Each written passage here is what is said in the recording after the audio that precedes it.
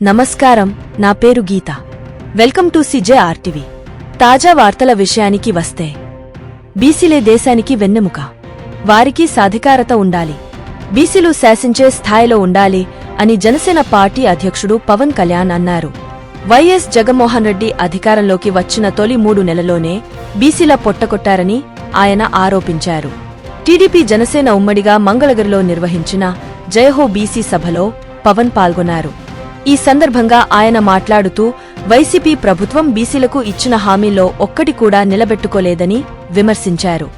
జగన్ మాటలు నమ్మి చాలామంది బీసీ నాయకులు వైసీపీలోకి వెళ్లారని, కానీ వారిని కూడా జగన్ మోసం చేశారని వ్యాఖ్యానించారు.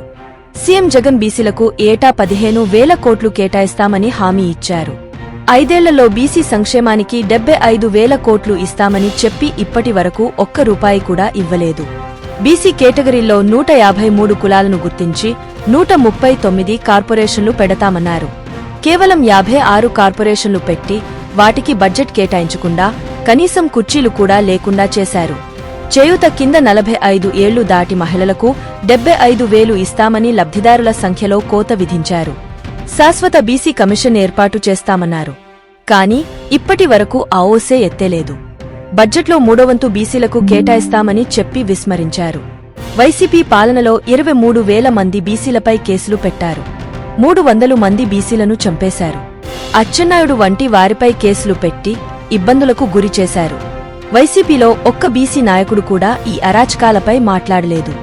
వైసీపీ అడ్డగోలుతనానికి ఆ పార్టీలోని బీసీ నేతలు అండగా నిలిస్తే తమ కులానికి ద్రోహం చేసిన వారవుతారు.